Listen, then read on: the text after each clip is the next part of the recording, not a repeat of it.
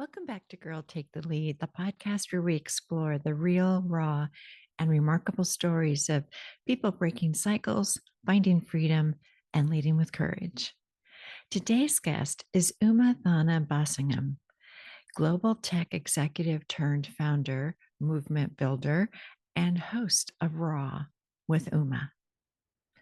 Uma grew up in Malaysia, put herself through university, and rose from engineer to vice president of sales for global tech companies, leading more than 800 people across 48 markets and generating over $1 billion in revenue. After what she calls a career quake, Uma began building her second career at the intersection of leadership, reinvention, and media, launching the Elevate Group with a bold vision to help 5 million women rise with her. In this conversation, we explore how to find courage when your professional world shakes, how grief and growth can often coexist, and how sponsorship and belonging can change how your career develops. In today's episode, we talk about what a career quake really is and how it can spark reinvention instead of regret. How to reframe career breaks as growth chapters, not gaps. Why workplace politics aren't a dirty word, and how to navigate them with integrity. And the two currencies that drive careers, performance and relationships. Uma's message to her 20 something self and what she's teaching a new generation about courage and authenticity is remarkable. This episode is a reminder that when everything around us changes, we can still choose to lead with clarity, curiosity, and courage. Let's jump in. Here you go. Uma, welcome to Girl Take the Lead. Thank you. Thank you for joining us today. We're just going to have the best conversation. I appreciate you being here.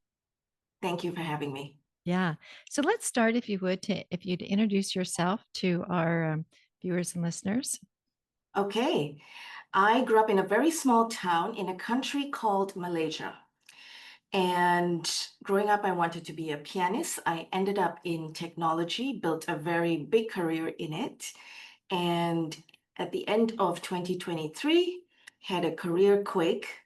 And now am building a empire, if you like, around the intersection of reinvention, leadership, and media. Mm. So career quake. Everyone is going to be like, what the heck is that? So tell us more because we're very interested in that. Yeah, so I went from being an engineer to then in my last job being vice president of two very large businesses in a global tech organization. And I loved my job. So there is no story about, oh, you must have had that bad boss. Oh, you must have worked in that toxic culture. Oh, you must have experienced burnout. None of that. I can give you a Uh, few more. Okay. yeah, exactly. What Hmm. what are the others that you hear? Well, I think I would experience like, oh, that company went out of business. Oh, Yeah. it was sold. Oh, okay, downsized, that kind of stuff. So we were acquired. Um, and that gave me the financial runway to think about what I really wanted. And I did what most people would do, which is to jump into filling up your calendar because you go from, people needing you 100 different ways to then crickets, it's a flip of a switch just like that. Yeah. I'm no longer needed. And there's a whole range of other emotions. And one of my biggest learnings is that where there is love, there is grief. Mm. And because I filled my calendar, it was until 9 months later that it all caught up to me. And I didn't have a breakdown. I think your body has a way of speaking to you. And I got really, really sick, which I never get sick. Mhm. And I had to process a lot of things about what I was actually leaving behind. The joy of working with a team. It was great to do what I love, travel around the world. And I just love all of it. I even loved workplace politics. So, We uh, gotta talk about that one. yes, so I couldn't find a word to describe that because all the other words you and I just used, Yeah. didn't really sum up to it. So I came up with Careerquake, and I'm now testing it out on LinkedIn primarily. And people are resonating. I think what's going on with people around the world with job losses, etc., Mhm. or even career breaks, when you didn't really leave a bad environment or you were pushed out, how do you find a nomenclature to describe that? Yeah. Yeah. What other emotions did you see there? I know you mentioned grief, but what else showed up for you in that time? Definitely a sense of belonging Mm, because you're part of a team, you are building things together, you are navigating hardship and challenges every day together. And I think we take that for granted when you can walk into that office every day. So definitely a loss of sense of belonging. mm. And um, I think if I'm speaking honestly from my ego, also feeling important. Yeah. Yeah. Identity. Oh, Linked yeah. identity to it. I know when I had to make big changes in my career and reinvent, it was, but I used to be important and now I'm not. It was Yeah. like, but then you get to that you were never important. So you might as well get over it. Yes. But did anger show up? No, not at all for me because I had a amazing exit. And I actually had a choice to stay, Mhm. but it wasn't what I was looking for. I also had the next job lined up, which Well, then fell through. So that was the starting point of making me to just question everything. mhm. And so, no, I didn't have anger show up. I think anger showed up for me in other ways in the workplace as I was navigating it, being often the one and only. Um, Mm, the first one, the only one. Yeah. yeah. Mm. So you mentioned something about loving workplace politics. Yeah.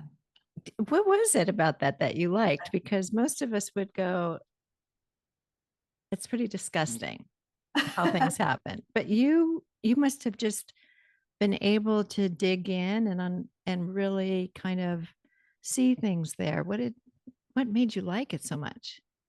I like that you said workplace politics is a dirty word because that is the dominant reaction from majority of people out there. Right. And so I'm on a mission to try and educate people. It's not a dirty word. And no matter where you go, it's always going to exist. So would you like to play the game or would you like to get played? And Yeah. I think from very young, I was always interested in the psychology of people. And workplace politics is simply the unwritten rules of how to get what done through whom.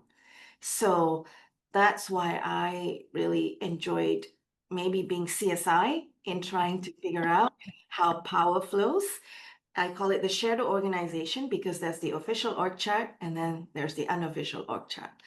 And Okay. so once you figure that out and know how to do it, then you can make sure that you are lining up your energy with the right people. So when you looked at power, then what did you notice about the powerful people? Yeah, so they tend to, for example, always defer to a couple of other people on their teams. And one way to see this is when you are in a meeting, especially one where decisions are to be made, the most powerful person at that meeting will tend to not answer the big questions and Mhm. always defer to one or two other people. Uh-huh. So that's a very tiny example of how power flows. And what I learned is that it never just goes to that one person that carries the biggest title who is probably earning the most money. Right. I think for me too, the most powerful people aren't usually the ones that speak first. Oh, for sure. They kind You mean the smart, powerful people? of maybe they hang Yeah. back a little bit, right? And they let things kind of unfold a little bit and then direct.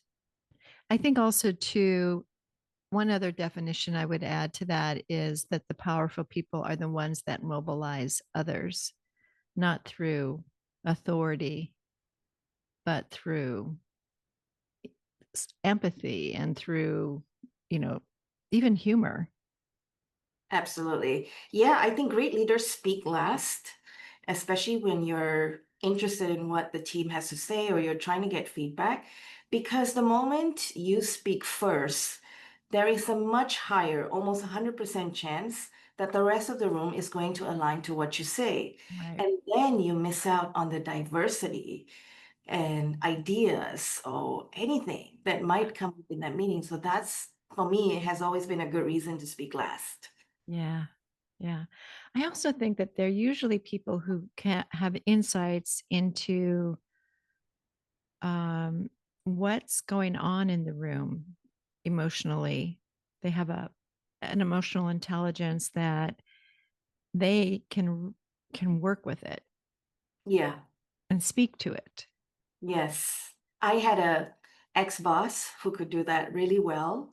And Mhm. so he could even see if someone was hesitating to speak, but didn't. And he did this amazing thing, and he's my role model when it comes to inclusion. So, for example, during the pandemic, he would private message me. I didn't know he was doing this with all the other women on the team. I thought I was special, but You were. I mean, there weren't many of us, but he went from one woman to eight women on the leadership team. So he would private message me and say, Uma, I'm going to say this in about 2 minutes. And then I want you to come in and talk about this project you're working on.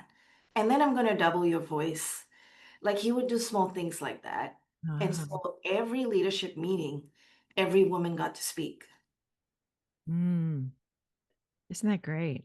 Yeah, Oh, I wish he had been my boss. Can't I say know. that Why, happened. why is it that someone like him is so few and far between? Well, I think also too, somebody that knows how to create a mood and an environment where people do want to speak and they do want to give their ideas.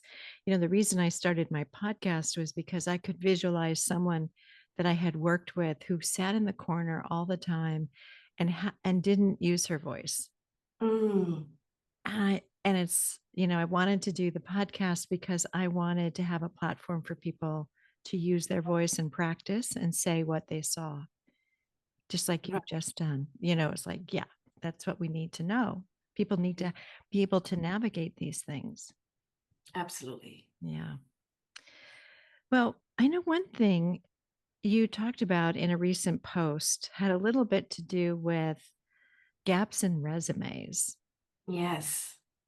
and that it's not necessarily a bad thing. No, it's not, because why do we expect careers to be linear? Yeah, I know. Mine certainly was not. Yeah. And so many people are thinking about career breaks right now. And so the moment they show up in front of a recruiter, that seems to be like the first question, which then immediately almost always puts the candidate into defense. Now I have to explain why there is a gap, almost like I did this bad thing. Right. And I think career breaks are powerful no matter what the reason you took it in the first place, whether you cared for a family member, you needed a mental reset, you went traveling, whatever those reasons are, there are skills that you built and learned during that. You know, for example, if you're caring for family members, definitely multitasking, Mhm. right? Financial literacy, etc. And then because you're put in defense, I find like a lot of candidates forget that all the skills they developed up to the point that they took that break disappeared. I Right. mean, they did Right. not magically disappear.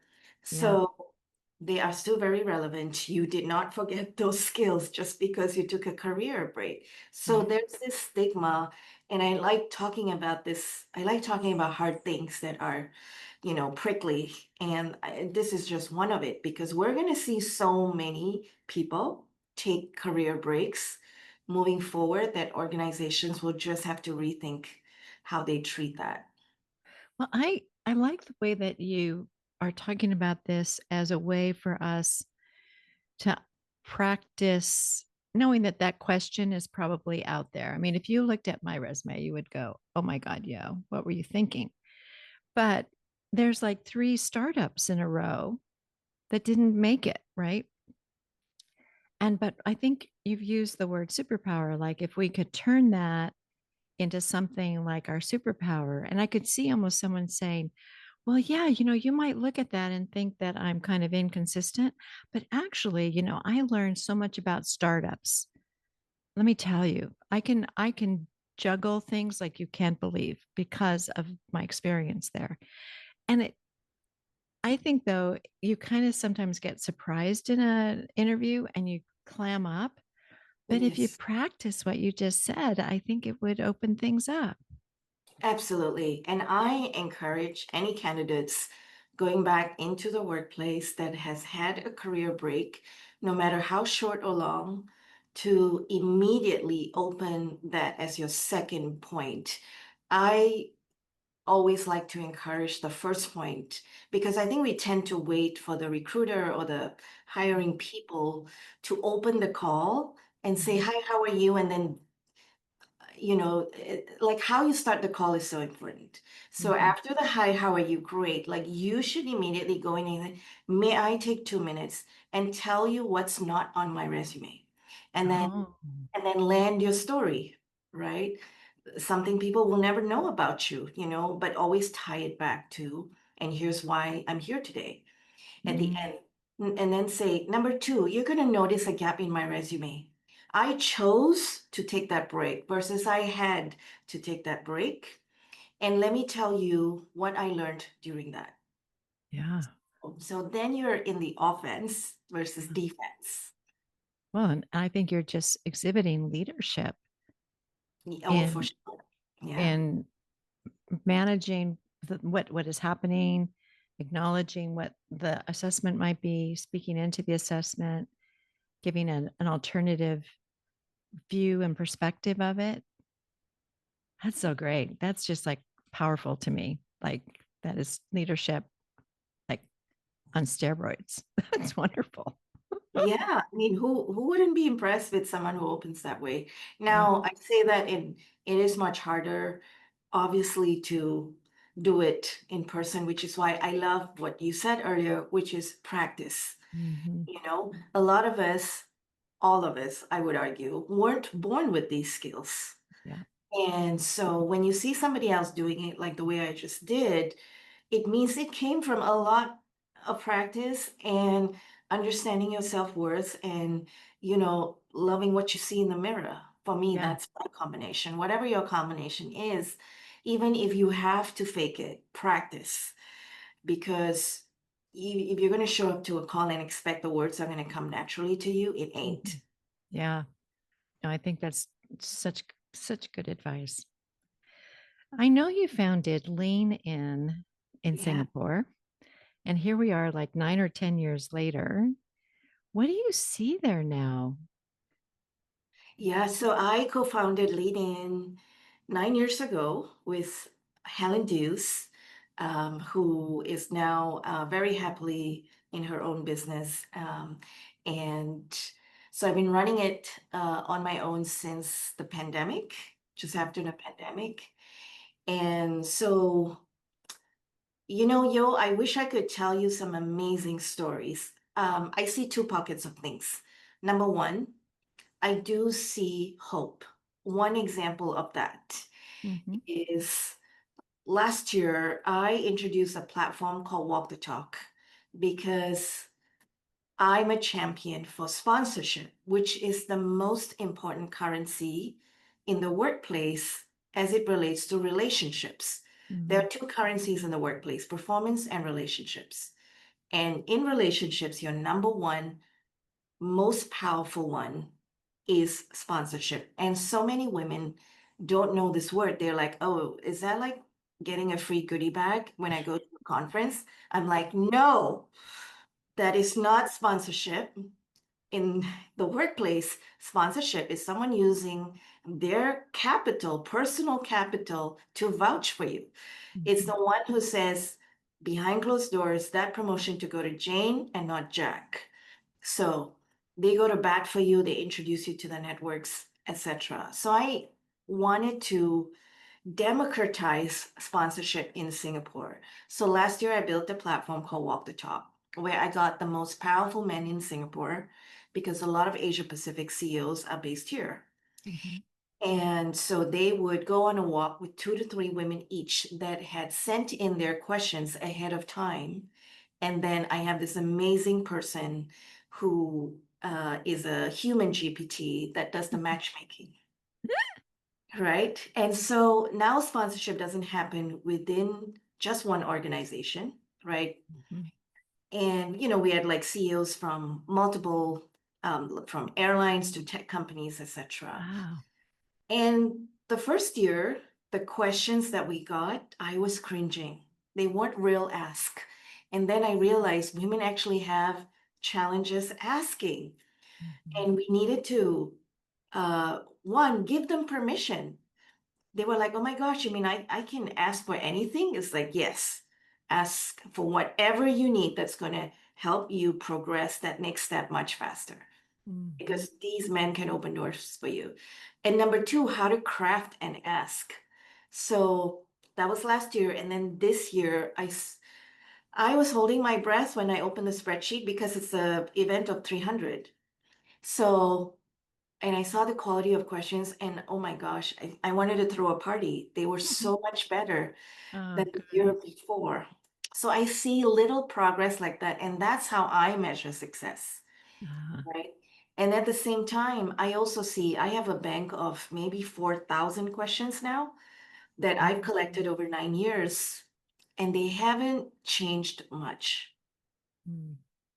It's a little sad. Yeah. Yeah.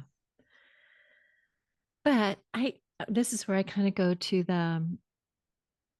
we are in it though. I'm here doing my part, you're doing your part. We're all lifting each other up. Yes. We are sharing the best intelligence we have. And that's the best we can do. Absolutely. I think if everyone Yeah. just did one small thing, every day, something as simple as mentoring a person that's underrepresented. Obviously, you and I talking about women in this Mhm. specific context, but that can be anybody. Mhm. Um, or just lend a helping hand. I think we'd live in a very different place. We still have 200 plus years to go before we get to, equity. Yeah. Yeah. Well, I think Cheryl Sandberg kind of opened the conversation up for us. Not everyone wanted, not everyone fell into okay, well, just lean in, take your Yeah, seat at the table. It's like, yeah, no, there's some other things there. And yes. then, like you just gave us a great example. Okay, so let's unpack that. Well, we have to learn how to make a request or how to ask a question or feel entitled to make the question. And, it's just not a matter of taking the seat. And yeah, I think I think you're doing a great job though. What a wonderful idea. Thank you. Um, Also, I think the other thing that is a little bit controversial, but I often think women are our own roadblocks. And, just using that example for Walk the Talk, we had one woman that flew in from Thailand just to come to the event because she knew this could be a career game changer for her. But Mhm. then another woman said, oh, it's at 7 a.m. That's too early for me to wake up. So often we are our own roadblocks. Yeah. Well, I I agree. I think part of it is as you said, kind of learning where we are. I know the journey is not, it's still going to take some steps for us to get to that point where we are at the table equally. It'll take time. So I know you've got a podcast, Raw with Uma. Tell us a little bit about that and how our viewers and listeners can find you. Okay. So the backstory is that I'm doing a walk in the middle of a very small forest here in Singapore with my best friend. And she said, you should write your eulogy. And I said, what do you mean? Like, she said, well, take no more than 5 minutes. Just talk into your phone. You can talk no more than 5 minutes. And what will people say when you're gone? So I said, oh, let's do it now. So I whip up my phone. I record on my iPhone. And I said things like people around the world were at my funeral, and they said things like, because I was willing to step into the spotlight, I turned on the spotlight for them. Now, this happened after, as I was wrapping up my corporate role, I put out on LinkedIn that I was going to give 15 minutes of my time for free for anyone who wants to book time. And my calendar got filled with 80 meetings, and we had to stop. And I said, I can't scale myself this way. So I turned that event and this eulogy thing Uh-huh. to a podcast. Uh-huh. So the podcast is very different that people, women that are usually not showing up in front of the camera would come and ask me questions. And so I don't know who they are, just like those 15-minute calls. So I only know on the day just before the camera rolls, just to say a quick hi, and then we get right into it. So it's unscripted, unrehearsed, unfiltered. I bring in a co-host that's listening for about 30 minutes, Mm-hmm. and then they come in and give their perspective on the same questions. So you just don't listen to me. So that's the premise of season one. And you can find me on YouTube at RAWWITHUMA, Raw with Uma. And I'm on all the other platforms as well. And right now, I'm more excited about season two, which is going to be talking about all the hard things that I'm going through, from perimenopause to divorce Mm-hmm. to careerquake, to building my next career and all of that. Just a few things on your plate there, Uma. Yeah, well, I don't believe I'm any different to any other woman out there who has a lot of things on her plate. Yeah. Yeah, Yeah, a lot so of change. But I love how you're sharing that and turning it around into something you other people can learn from as you learn from it. And I think that's just so powerful. yeah, I think just seeing somebody one step ahead, right? Yeah. Like when you and I first spoke, for me, it's so awesome to see how far you've come with your own podcast. So congratulations Thank you. on Thank that you. and what you're doing with this platform. And I'm inspired to then go, okay, I'm gonna catch up. And but I see somebody who's done it. I then think for women especially, I can be who I can see. So that role modeling is so important. No matter how small, you just don't know who's watching. Right. And you don't know what impact you're having. Um, but I think when it comes down to it is our truth. You're speaking about your truth Yeah. and your honesty and your authenticity, and it's just completely open for you and for others who are listening, and people get that. They Yeah. totally, and they trust it, and it can only come back and really help you in so many ways that we just don't even know sometimes. Thank you. And I hope so. And I think what you're experiencing now is the uncaged version of Uma. I don't know if I would be this open if I still had a big corporate title behind me. I know. Well, that was part of the adjustment for me because I had done that for so long that I had to kind of like get to that point of it's okay. Mm, It's okay for me to be me and not worry about the appearance or the identity. I could so relate when you were talking about a lost identity, because we do create them. I mean, I think it's just human beings that we begin to, oh, I'm VP of marketing. Oh, okay. Well, I'm blah, blah, blah, blah, blah. But then the universe comes along and the job is gone. And there you are. yeah. And that has been like what I've had to learn to just be like, okay with yo. It's like, okay, whatever it is, it's Yeah. fine. Yeah. I feel incredibly privileged. I don't know about you, that the universe came knocking much earlier. Yeah. I'm like, this is not who you are. Yeah. Yeah, definitely. So, what would you tell your 20 something self today? My 20 something self. Growing up, my mom made me use this cream. It's called Fair and Lovely because my skin was considered to be too dark for the country that I grew up in. And so every day as I would apply this cream, I am telling myself that I'm the wrong color. Mm, And I didn't really flip that narrative until I was 25. I worked for a very large tech company and got to do my first trip to the US. mhm.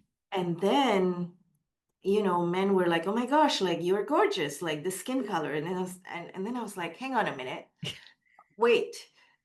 So like this is good?" So what would I tell my 20 something self is to challenge everything you see and hear. Mm, And it's okay if you haven't figured out the answers, but just challenge it because I think answers come much later in life as you get life under your belt little by little, yeah. right? And each one of that becomes a reinforcing factor to get closer to those answers. But when you're 20, I think I would have just told myself, just question everything. Oh, I love it. I love it. Now, did you get a chance to go to our online gift store and I take, have not yet. I did have a look after our last call on what the store had. was there anything that spoke to you? You had some greeting cards in there, did Yes. you? Yeah. Yes, I Yeah. think that's the one that attracted me the most, so I might pick one of that. Yeah, Thank please do. It would be my pleasure to send them to you. I I try sometimes even to design some based on conversations I have with guests. you. So I'm going to let this sit for a little bit, but I think there very well could be. Wouldn't it be fun to have a card that said Careerquake on it, and it had, like, Yeah. some kind of mountain with, a split down the Yes. middle. Um, Yeah. Maybe there's something there I can invent for you. Yeah. That would be amazing. Oh, like congratulations on your career.